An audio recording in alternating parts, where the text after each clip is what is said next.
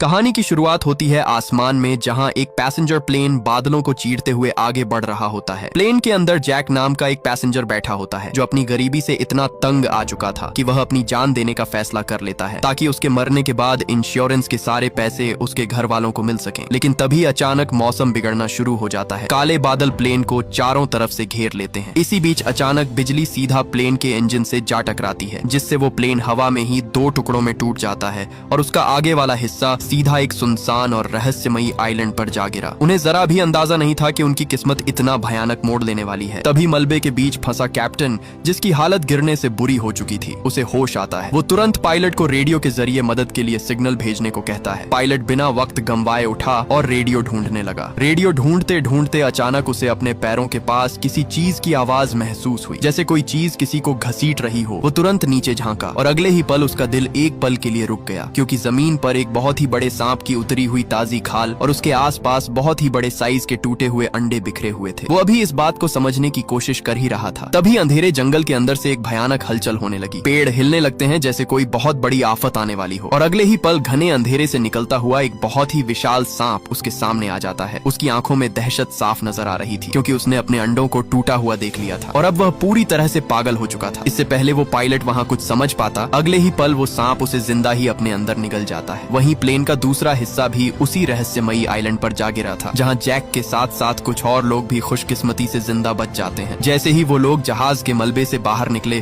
तब उनके रोंगटे खड़े हो गए, क्योंकि जिस आइलैंड पर वो गिरे हैं वो कोई आम आइलैंड नहीं था। यहाँ के सब पेड़ पौधे अजीब और डरावने थे, जो उन सब लोगों को देखकर जिंदा हरकत में आ जाते हैं। ये देखकर उन्हें वहाँ कुछ भी समझ नहीं आता। वो वहाँ से बाहर निकलने का फैसला करते हैं। इसी दौरान जैक को एक लड़की दिखाई दी, जिसका दोस्त जहाज के मलबे में फंसा हुआ था। वो लड़की उसे बाहर निकालने में लगी थी। ऊपर एक लोहे का टुकड़ा उनके ऊपर गिरने ही वाला था। तभी मौके पर जैक भागता हुआ आकर उनकी जान बचा लेता है। वहाँ बचे सब लोग रेस्क्यू टीम से मदद मांगने की कोशिश करते हैं, लेकिन उनकी ये कोशिश बेकार जाती है, क्योंकि उस रहस्यमयी जंगल में सिग्नल का नामो निशान तक न था, जिसे देखकर सब लोगों के अंदर डर बैठ जाता है। अब उन्हें लगा कि उनकी मौत यहाँ पक्की है। इसी दौरान एक आदमी टिम आता है। वो उन सब से कहता है कि अगर वो सब यहाँ रुके रहे तो उनकी जान नहीं बच पाएगी, क्योंकि ये विशाल पेड़ पौधे हमें कभी भी मार सकते हैं। हमें किसी भी तरह करके प्लेन का अगले वाला हिस्सा ढूंढना होगा, ताकि हम रेडियो से रेस्क्यू टीम को यहाँ बुला सकें। तभी उस आदमी ने खाने के लिए एक फल उठाया। जैसे ही वो उस फल को खाने लगा, अचानक वो फल एक बॉम्ब की तरह फट गया। उस फल के अंदर से निकला हुआ जहरीला एसिड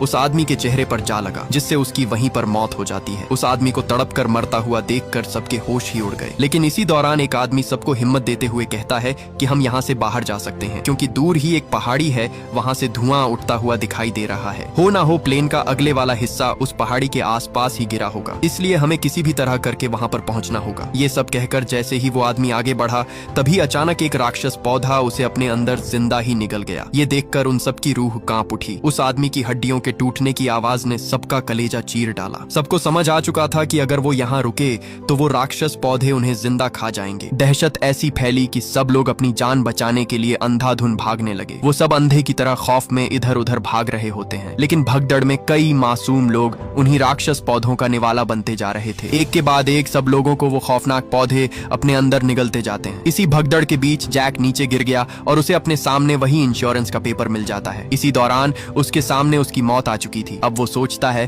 कि वो इन राक्षस पौधों से बच तो सकता नहीं, इसलिए वो बिना सोचे उन राक्षस पौधों के सामने जा खड़ा हुआ। वो पौधा उसे अपने अंदर निगलने ही वाला था। तभी मौके पर एक लड़का कूदता हुआ आकर उसकी जान बचा लेता है। वो सब किसी तरह उन राक्षस पौधों से बचाकर एक नहर के पास पहुंच जाते हैं। वहाँ एक आदमी सबसे बाकी फंसे लोगों की जान बचाने के लिए जंगल के अंदर जाने के लिए कहता है, लेकिन अपनी मौत से जिंदा बाहर आए लोग अब उस जंगल के अंदर जाने से साफ साफ इनकार कर देते हैं। उन्हें पता था कि अगर अब वो उस जंगल के अंदर गए तो वो राक्षस पौधे उन्हें जिंदा अपने अंदर निगल जाएंगे। इसी बीच एक आदमी उन्हें उसी पहाड़ी की तरफ इशारा करता है कि हमें किसी भी तरह करके जल्दी वहाँ पहुँचना ही होगा। वो सब बिना देरी किए उस पहाड़ी की तरफ बढ़ने लगते हैं। अब यहाँ से बचने के लिए उनके पास यही एक आखिरी मौका था। सब सांसें रोकते हुए अपनी मंजिल तक बड़ी बड़ी चट्टानों को चीरते हुए आगे बढ़ते हैं। उन्हें एहसास तक नहीं था कि उनकी हर हरकत पर किसी विशाल चीज की गहरी नजरें टिकी हुई हैं। सब आगे बढ़ ही रहे थे। इसी दौरान पीछे 2 आदमियों को किसी चीज की सरसराहट की आवाज सुनाई दी। एक आदमी ने जैसे ही पीछे पलट कर देखा,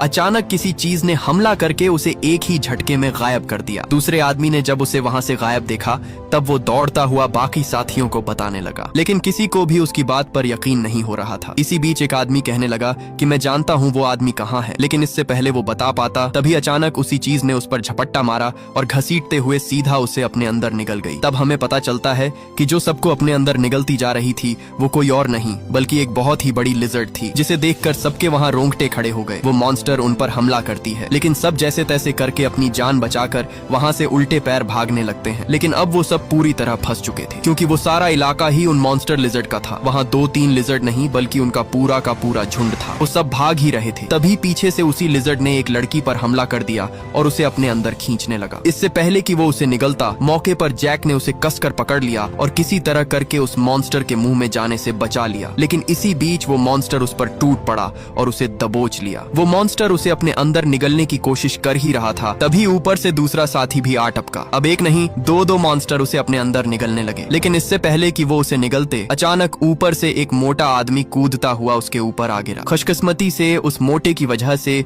उसकी जान बच गई। सब जान बचाकर वहाँ से भागने लगे, लेकिन असली मुसीबत तो अब आने वाली थी। वो सब उन चट्टानों को पार करते करते बहुत ही घनी और लंबी घास के खेत के अंदर पहुंच गए। हड़बड़ी में भागते भागते वो उस लंबी घास में एक दूसरे से ही बिछड़ गए। सब एक दूसरे को जोर जोर से आवाजें लगाने लगे, लेकिन फिर भी वहाँ कोई भी किसी को नहीं देख पा रहा था। मुश्किल वक्त में उन्होंने अपना दिमाग लगाया और तभी सबने एक साथ हवा में जंप मारी, जिससे सब बिछड़े लोगों ने उन्हें देख लिया, जिससे सब फिर से एक साथ मिल गए। सब वहाँ से बाहर निकलने का सोचते हैं, लेकिन उन्हें क्या पता उनकी मौत उनकी ही तरफ बढ़ रही थी। अब लिजर्ड नहीं बल्कि एक बहुत ही विशाल सांप उनकी तरफ बढ़ रहा था। इसी बीच उसी मोटे आदमी को हल्की हल्की सरसराहट सुनाई दी, जिसे सुनकर वो थोड़ा घबरा गया। वो विशाल सांप अब उन्हें अपने जाल में फंसा रहा था। धीरे धीरे वो सांप उनके करीब आता जा रहा था। उसकी सरसराहट की आवाज उनके अंदर अजीब सा डर बैठाने लगी और तभी अचानक उस सांप ने एक आदमी पर झपट्टा मारा और उसे कसकर उन सब से दूर ले गया। उस सांप ने उसे इतने जोर से दबोच रखा था कि वो बेचारा जरा भी हिल नहीं पाया। देखते ही देखते वो उसे जिंदा अपने अंदर निगल गया, जिसे देखकर उन सब के होश ही उड़ गए। सब जान बचाकर उल्टे पैर वहाँ से भागने लगे। भागते भागते वो एक चट्टान के पीछे जा छुपे, मगर वो विशाल सांप अपनी भूख मिटाए बिना इतनी आसानी से हार मानने वाला नहीं था। वो धीरे धीरे उनकी तरफ बढ़ता जा रहा था, लेकिन तभी बदकिस्मती से एक लड़की से आवाज निकल जाती है, जिसे सुनकर वो सांप उन्हें देख लेता है। इससे पहले कि वो सांप उस लड़की को जिंदा निगलता, बिना एक पल जाया किए जैक मौत के सामने जा खड़ा हुआ और उसका ध्यान अपनी तरफ खींचने लगा। अपने शिकार को हाथों से जाता देखकर वो सांप भड़क उठा। अब इससे पहले कि वो उसे खाता,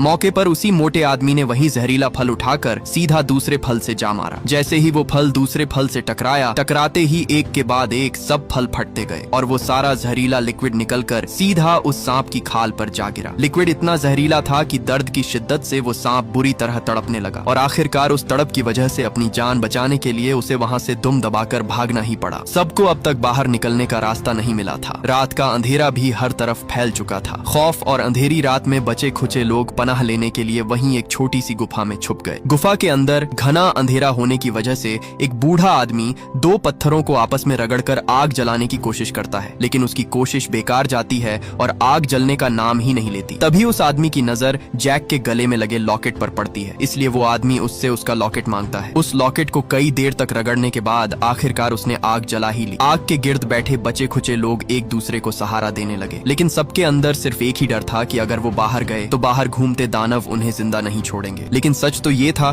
कि वो इस गुफा में ज्यादा देर तक टिक नहीं पाएंगे, इसलिए अब यहाँ ये सब फैसला करते हैं कि कल सुबह होते ही वो यहाँ से भागेंगे। वो सब बातें कर ही रहे थे, तभी उन्हें बाहर से किसी के हलचल की आवाज सुनाई देने लगी। उस आवाज को सुनकर 3 लोग गुफा से बाहर आते हैं। आते ही उन्हें दूर एक चमकती हुई रोशनी दिखाई दे रही थी। सबको लगा कि शायद रेस्क्यू टीम आ चुकी है, इसलिए वो बिना सोचे आगे बढ़ने लगे। थोड़ा ही आगे आने पर अचानक वो रोशनी घने अंधेरे में गायब हो गई और अगले ही पल घने अंधेरे से निकलता हुआ एक बहुत ही भयानक क्रीचर उनके पीछे आ खड़ा हुआ। जैसे ही उन्होंने पलट कर देखा तो वो कोई रेस्क्यू टीम नहीं बल्कि एक बहुत ही बड़ा मॉन्स्टर मेंढक था। वो खौफनाक क्रीचर अपनी कमर पर लगी रोशनी का इस्तेमाल अपने शिकार को लालच देने के लिए कर रहा था। मौका देखते ही जैक और दूसरा लड़का रोमी एक चट्टान के अंदर जा छुपे, मगर अफसोस वो सूटकेस वाला आदमी इतना खुशकिस्मत नहीं था। उसका वो सूटकेस जिसे वो अपनी जान से ज्यादा संभाल रहा था अब उस क्रीचर के नीचे दब गया था। अपना पूरा जोर लगाकर किसी तरह करके वो उसे खींच लेता है। सूट खींचते ही उस मॉन्स्टर ने उसे देख लिया। उस दरिंदे ने उसे कसकर अपने मुंह में दबोच लिया। इसी बीच बदकिस्मती से उसका सूट नीचे जा गिरा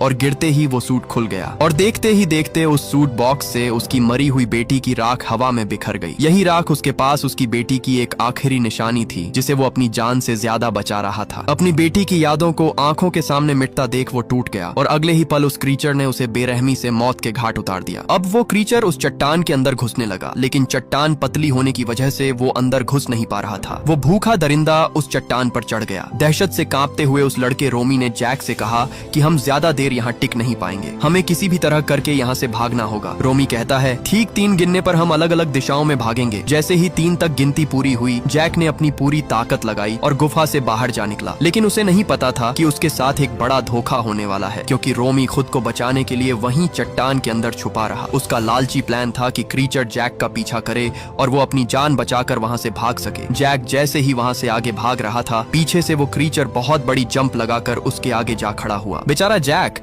अपनी मौत के बीच बुरी तरह फंस चुका था। वो क्रीचर ठीक उसके सामने था। उस क्रीचर ने उसे अपने अंदर निगलने के लिए एक बहुत ही बड़ी जंप लगाई, लेकिन इससे पहले कि वो उसे अपने अंदर निगलता, तभी अचानक पीछे से एक विशाल सांप उसे अपने अंदर जिंदा निगल गया। उधर रोमी अपनी जान बचाकर वापस गुफा की तरफ भाग निकला। वहां पहुंचते ही उसने सब लोगों से साफ झूठ बोल दिया कि क्रिएचर ने जैक के टुकड़े टुकड़े कर दिए। ये खबर सुनते ही गुफा में सब लोगों की रूह कांप उठी और सब डर से चीखने चिल्लाने लगे, क्योंकि अब उन्हें लगा कि उनकी जान बचना मुश्किल है। तभी सबको वहां पत्थरों की सरसराहट सुनाई देने लगी। सब जान बचाने के लिए पत्थर के नीचे छिप गए। सबकी नजरें बाहर अपनी आने वाली नई मौत पर थीं। लेकिन तभी अंधेरे को चीरते हुए जैक जिंदा सलामत भागता हुआ आया। उसके हाथ में उस बदकिस्मत बाप का वही टूटा हुआ सूटकेस था जो उसके पास उसकी बेटी की बस यही एक आखिरी निशानी बची थी। अगली सुबह दहशत से कांपते हुए सब लोगों ने उस सूटकेस को जमीन में गाड़ दिया और उस आदमी की आखिरी निशानी दफना दी। इससे पहले कि वहां कोई और मुसीबत आती, वो सब जल्दी ही वहां से आगे उसी पहाड़ी की तरफ बढ़ने लगे। वो सब आगे बढ़ ही रहे थे,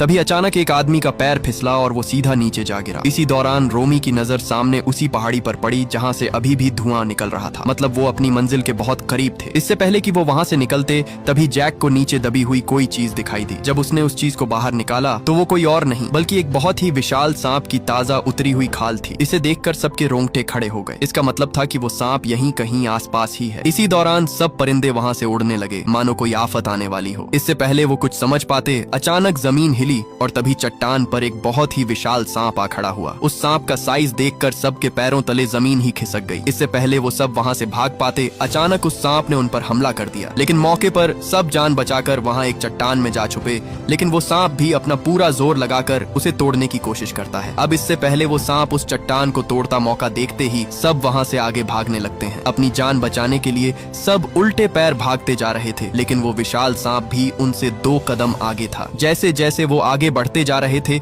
ठीक पीछे से वो सांप भी उनका पीछा करता आ रहा था। वो लोग अपनी जान बचाने के लिए सीधे एक अंधेरी गुफा में जा घुसे, मगर मुसीबत ने वहां भी उनका पीछा न छोड़ा। वो गुफा अंदर से इतनी ज्यादा स्लिपरी थी कि वहां अपने पैरों पर टिक पाना नामुमकिन था। लेकिन जिसके पीछे उसकी मौत हो, वो कहाँ रुकने वाला है। वो सब किसी तरह करके आगे बढ़ते हैं। इसी भागम भाग में एक और मुसीबत उनके सामने आ पहुंची। सामने घुप अंधेरे से पूरा चमगादड़ों का झुंड उनकी तरफ हमला कर देता है, जिससे एक आदमी फिसल गया। लेकिन मौके पर जैक ने उसे पकड़ लिया। अभी वो उसे ऊपर खींचने की कोशिश कर ही रहा था, तभी नीचे से वही खौफनाक सांप गुफा के अंदर घुस आया, जिसे देखकर सबकी सांसें ही अटक गईं। इसी बीच उस आदमी का हाथ जैक की पकड़ से छूट गया, जिससे वो सीधा उस खौफनाक सांप के जबड़े में जा गिरा और वो सांप उसे जिंदा अपने अंदर निकल गया। बचे खुचे लोगों ने किसी तरह उस फिसलन भरी गुफा को पार किया और मौके पर वहां से भाग निकले। थोड़ा ही आगे जाने पर उन्हें उस प्लेन का एक टुकड़ा गिरा हुआ मिला। मतलब वो उस प्लेन का अगले वाला हिस्सा यहाँ से कुछ ही दूरी पर होगा। आगे बढ़ते बढ़ते आखिरकार वो उस पहाड़ी के करीब पहुंच ही गए, जिसे देखकर वो जल्दी से ऊपर चढ़ने लगे